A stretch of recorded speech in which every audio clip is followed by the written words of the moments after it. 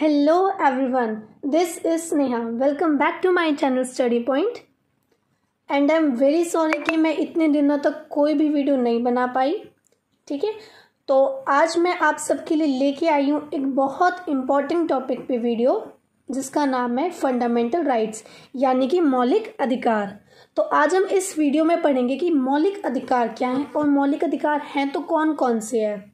अब देखिए, जैसा आप सबको पता होगा कि हमारे संविधान की तरफ से, भारत का जो संविधान है उसकी तरफ से सभी नागरिकों को, भारत के जितने भी नागरिक हैं उन सभी को कुछ फंडामेंटल राइट्स यानी कि जो मौलिक अधिकार है वो सब दिए गए हैं. और ये मौलिक अधिकार ऐसा नहीं है कि सिर्फ किसी जाति को ही दिए गए, किसी धर्म को दिए गए. ये मौलिक अधिकार सभी भारतीयों को दिए गए. और कुछ ऐसे मौलिक अधिकार भी है जो विदेश से जो लोग आते हैं उनको भी मिलते हैं, लेकिन कुछ मौलिक अधिकार मिलते हैं. सभी मौलिक अधिकार जो हैं वो सिर्फ भारतीयों को ही मिलते हैं. ठीक है, तो मौलिक अधिकार का ये जो प्रावधान है ये हमने लिया था भारत ने अमेरिका से. ठीक है, जो मौलिक अधिकार का जो सिद्धांत है वो भारतीय संविधान के जो निर्माता थे उन्होंने किससे लिया था? अमेरिका से लिया था, क्योंकि जो अमेरिका का जो मौलिक अधिकार का जो सिद्धांत है वो बहुत ही अच्छा था. तो संविधान के निर्माताओं ने भारत की परिस्थितियों को देखते हुए अमेरिका का मौलिक अधिकार लिया है. ठीक है, तो जो संविधान है, हमारे देश का जो संविधान है उसमें मौलिक अधिकार भाग 3 आर्टिकल 12 से 35 तक है. ठीक है, कितने आर्टिकल से? 12 से 35 तक. लेकिन जो आपका जो मौलिक अधिकार है 12 और जो 13 आपका जो मौलिक अधिकार है इसमें सिर्फ राज्य की व्याख्या की गई है. तो हमारे जो मेन मौलिक अधिकार है वो है 14 से 35 तक. ठीक है, तो सबसे पहले हम देखेंगे कि जो 14 से 18 मौलिक अधिकार है वो है आपका समानता का अधिकार. कौन सा अधिकार है? समानता का. तो समानता का अधिकार आपको दिया गया आर्टिकल 14 से लेके 18 तक.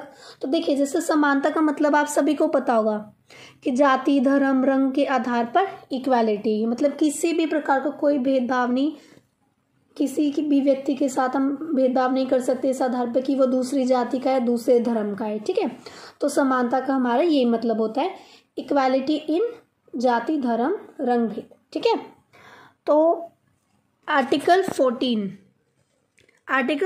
में हमें दिया गया कानून के समक्ष समानता. आर्टिकल 14 में हमें दिया गया कानून के समक्ष समानता.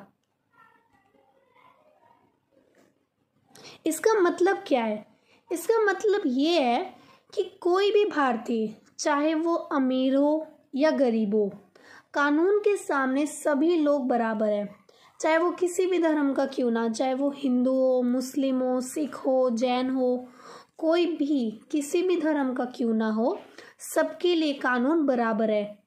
किसी भी अपराध के लिए जो दंड मिलता है वो सभी को बराबर मिलेगा. कोई ऐसा नहीं कि भाई वो अमीर जाति से है या वो नीची जाति से है तो उसके लिए कानून अलग होगा, अमीर जाति वाला है जो उसके लिए कानून अलग होगा. ऐसा नहीं है. संविधान के अनुसार सभी लोगों के लिए जो कानून है वो बराबर है. किसी के साथ किसी भी प्रकार का भेदभाव नहीं किया जाएगा, चाहे वो गरीब व्यक्ति हो या कोई बिजनेसमैन हो, सबके लिए कानून क्या है? बराबर है. तो ये है हमारा आर्टिकल 14, कानून के समक्ष समानता. तो नेक्स्ट आपका जो आर्टिकल है वो है आर्टिकल 15 अनुच्छेद 15. इसमें है धर्म, नस्ल, जाति, जन्म स्थान के आधार पर भेदभाव की मनाही. फिर से देखते हैं आर्टिकल 15 क्या है हमारा? धर्म, नस्ल, जाति, जन्म स्थान के आधार पर भेदभाव की मनाही. इसका मतलब है कि हम किसी भी व्यक्ति के साथ उसकी जाति को लेकर या धर्म को लेकर उसके साथ किसी भी तरह का भेदभाव नहीं कर सकते हैं. ठीक है, जैसा कि पहले के टाइम पर होता था, आप सभी जानते ही होंगे कि पहले के टाइम पर जाति धर्म को लेकर कितना ज़्यादा भेदभाव होता था. ऊंची जाति के लोग मतलब कुर्सी पे बैठते थे और नीची जाति के लोग ज़मीन पर बैठते थे, है ना. और स्कूल्स में भी ऐसा मतलब सुना जाता है कि भाई पहले के टाइम पे जो था वहाँ पे स्कूल विद्यालयों में पानी पर भी बंदिशें होती थी, कि जो नीची जाति के बच्चे हैं वो पानी नहीं पी सकते, केवल उच्च कुल के या उच्च जाति के जो बच्चे हैं वही पी सकते हैं, है ना। तो अब क्या है, हमारे देश के संविधान के अनुसार धर्म, जाति, रंग या नस्ल के आधार पर कोई भी व्यक्ति किसी दूसरे व्यक्ति के साथ भेदभाव नहीं कर सकता, और अगर ऐसा कोई व्यक्ति करता है तो उसके लिए कानून के अंदर बहुत बड़ी मतलब सज़ा मिलेगी उसे, कि अगर कोई भी व्यक्ति किसी दूसरे व्यक्ति के साथ ऐसा कोई भेदभाव करता है तो उसे दंड मिलेगा उसका, ठीक है।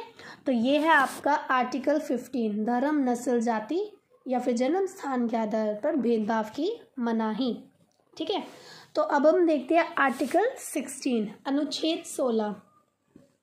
तो अनुच्छेद 16 में क्या कहा गया है कि जो सरकारी नौकरी पाने का समान अवसर मिले, कि भारत के जितने भी लोग हैं उन सभी को सरकारी नौकरी पाने का मौका मिलेगा। किसी को हम ये नहीं कह सकते कि तुम तो नीचे जाति को के हो या फिर तुम किसी और धर्म के हो, ठीक है। कहने का ये मतलब है कि किसी भी व्यक्ति को, चाहे वो किसी भी जाति का हो, किसी भी धर्म का हो, किसी भी नस्ल का क्यों ना हो, सभी को सरकारी नौकरी पाने का अवसर मिलेगा, ठीक है। तो ये है आपका आर्टिकल 16। अब हम नेक्स्ट देखते हैं आर्टिकल 17। आर्टिकल 17 बहुत इंपॉर्टेंट है, छुआछूत की समाप्ति। आर्टिकल 17 के तहत छुआछूत को समाप्त किया गया। अब कोई भी व्यक्ति किसी दूसरे व्यक्ति के साथ किसी भी प्रकार का छुआछूत का प्रयोग करता है या फिर उसका प्रचार करता है, मतलब कि छुआछूत का प्रचार करता है, लोगों को भड़काता है इसके खिलाफ, ठीक है, तो उसे क्या मिलेगा, दंड मिलेगा। पहले के समय में छुआछूत बहुत ज़्यादा था, अब 90% ख़त्म हो गया, बिल्कुल ख़त्म नहीं हुआ है, 10% अभी भी कुछ गांव में है जो अभी तक बिल्कुल विकसित नहीं हुआ है। तो 90% छुआछूत इंडिया में ख़त्म हो चुका है, ठीक है। तो अब हम देखते हैं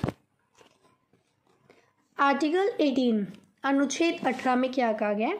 देखिए, जो आपका आर्टिकल 18 है वो है उपाधियों का अंत, यानी कि अबॉलिशन ऑफ टाइटल्स, ठीक है, उपाधियों का अंत। उपाधियों के अंत से मतलब है कि जो राज्य है, ठीक है, स्टेट है, वो सैनिक या शिक्षा से संबंधित उपाधि प्रदान कर सकता है, इसके अलावा किसी भी प्रकार की उपाधि नहीं दे सकता है, ठीक है। भारत का और एक ये भी है कि जो भारत का कोई भी नागरिक है, इंडिया का कोई भी सिटीज़न है, वो राष्ट्रपति की अनुमति के बिना, जब तक राष्ट्रपति हाँ नहीं कहता तब तक राष्ट्रपति की स्वीकृति के बिना किसी विदेशी राज्य द्वारा दी गई, मतलब कि जो विदेश की सरकार है उनके द्वारा दी गई कोई भी उपाधि वो नहीं ले सकता जब तक उसे राष्ट्रपति की अनुमति नहीं मिलती, ठीक है।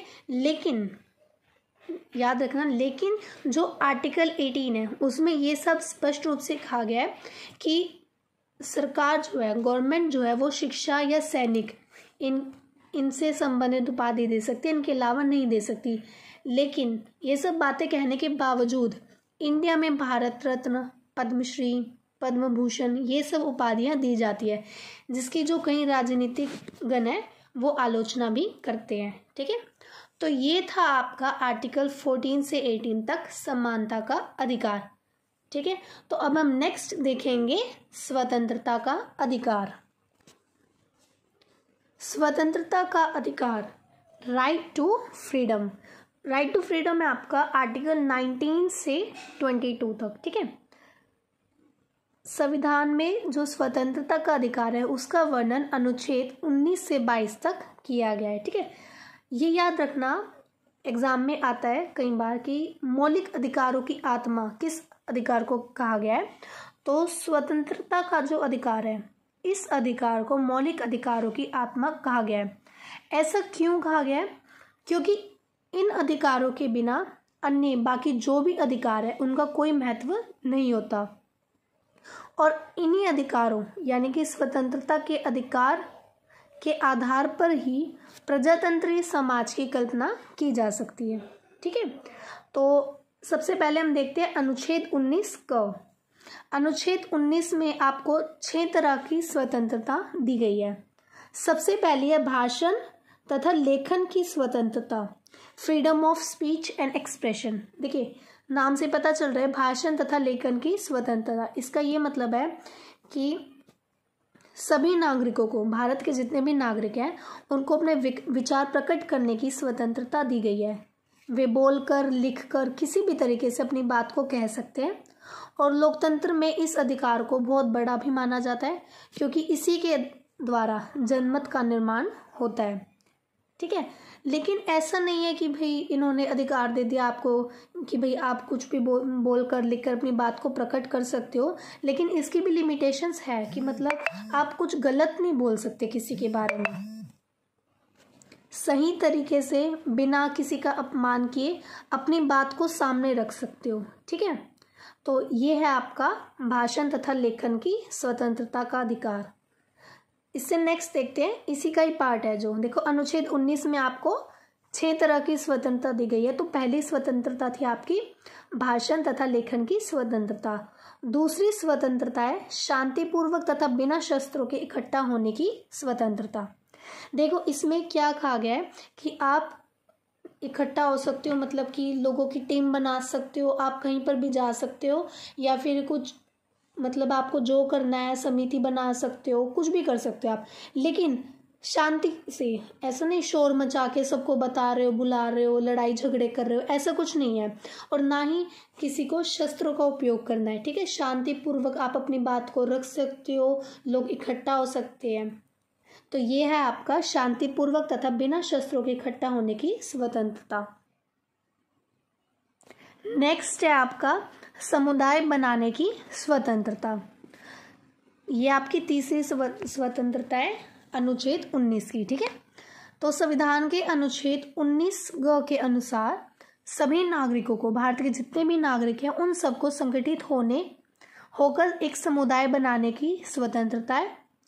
इन समुदायों को अपना कार्य, मतलब ये जो समुदाय है ये अपना काम करने के लिए पूरे आज़ाद है। इनको कोई बंदिश नहीं है कि भाई आप इकट्ठे नहीं हो सकते, आप एक समुदाय नहीं बना सकते, कि भाई आपको पहले सरकार से परमिशन लेनी पड़ेगी, ऐसा कुछ नहीं है। आप शांतिपूर्वक अपना समुदाय बना सकते हो। ठीक है, इकट्ठे हो सकते हो।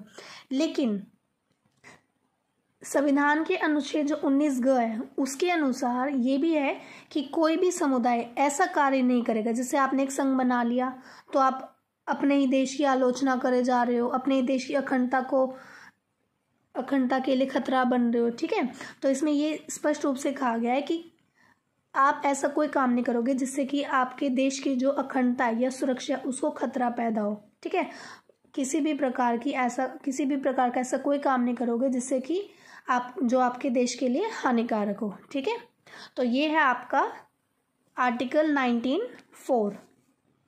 19 और उसका जो भाग है 4 है। ठीक है, ये कहने का मतलब है संघ तथा समुदाय बनाने की स्वतंत्रता। अब नेक्स्ट है आपका भारत के किसी भी क्षेत्र में आने जाने की स्वतंत्रता। Freedom to move freely throughout the territory of India.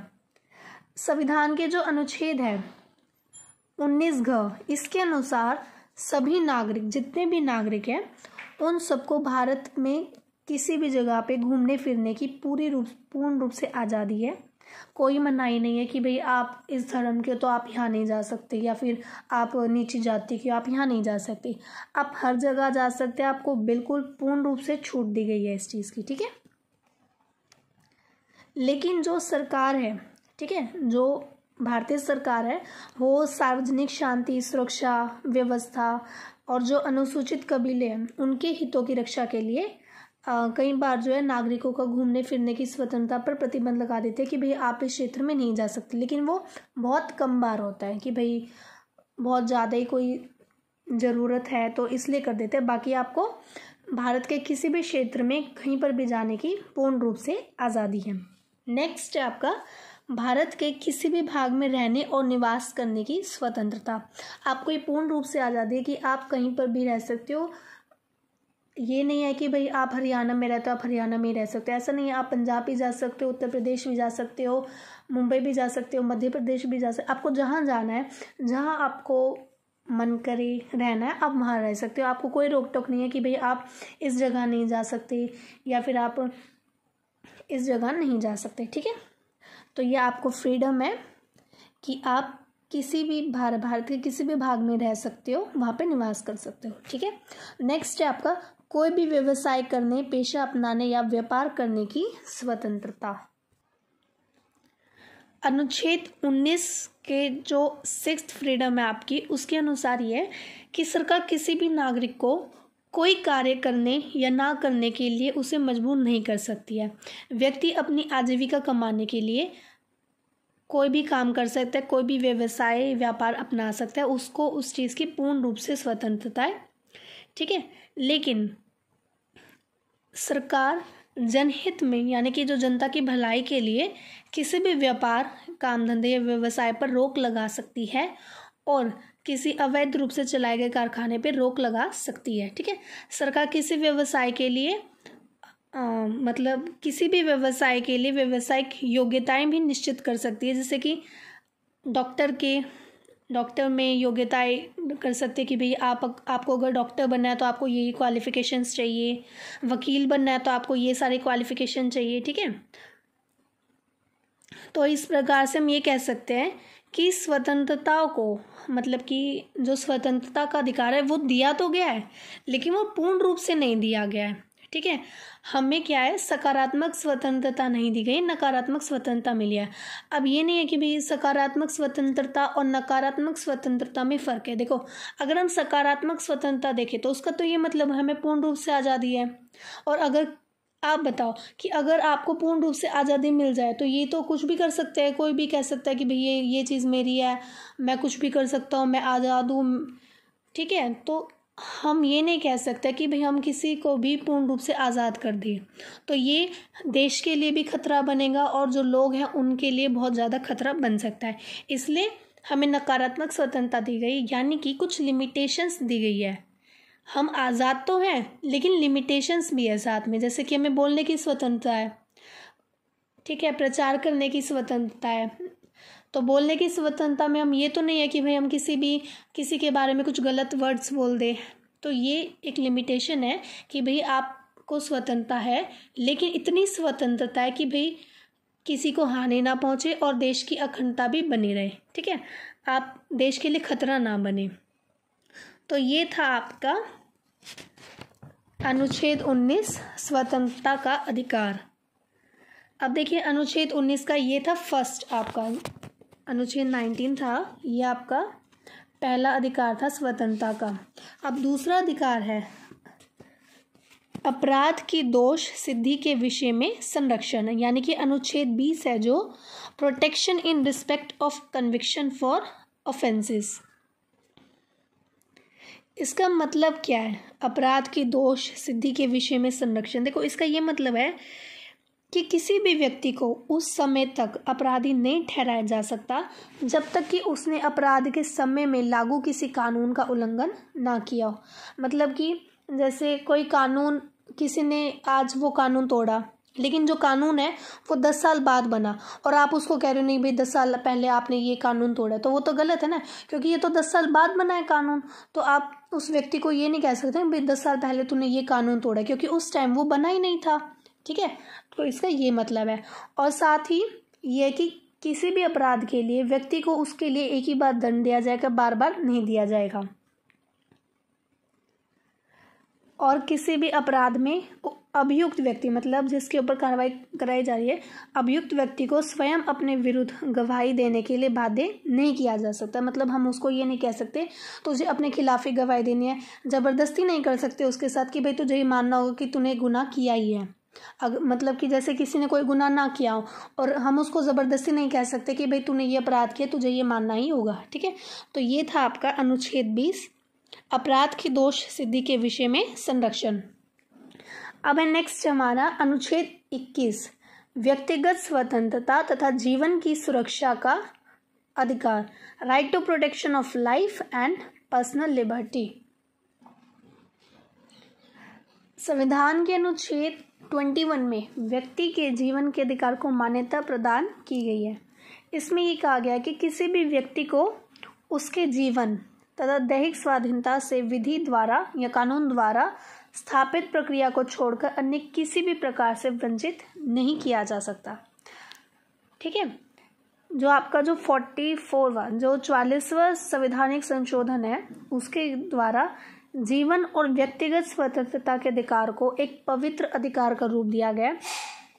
यानी कि अब संकट काल यानी कि जब आपातकाल के समय भी जीवन और व्यक्तिगत स्वतंत्रता के अधिकार को समाप्त नहीं किया जा सकता या फिर सीमित भी नहीं किया जा सकता। इस अधिकार के ऊपर आपकी कोई लिमिटेशंस नहीं है। ठीक है, नेक्स्ट है आपका शिक्षा का अधिकार, राइट टू एजुकेशन। देखिए, आपका जो शिक्षा का अधिकार है ये याद रखना एग्जाम में आता है कि भाई कौन सा अधिकार है जो हाल ही में जोड़ा गया है। ठीक है, तो जो आपका शिक्षा का अधिकार है वो सन 2002 में जोड़ा गया है 86वें संशोधन के द्वारा। ठीक है, 86वें संवैधानिक संशोधन अधिनियम में के द्वारा 2002 में संविधान के अनुच्छेद 21 को जोड़ा गया है। ठीक है, इसमें क्या है, जो शिक्षा को मौलिक अधिकार घोषित किया गया, पहले नहीं था अब कर दिया गया है कि शिक्षा जो है वो एक मौलिक अधिकार है।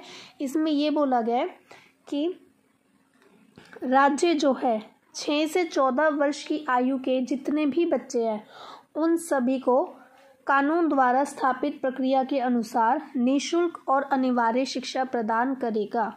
और इसके साथ ही बच्चों के माता पिता जो उनके पेरेंट्स है ये उनकी जिम्मेदारी है, उनका कर्तव्य है कि वे अपने बच्चों को स्कूल भेजें और उन्हें वो सभी सुविधाएं उपलब्ध कराएं ताकि वो अच्छे से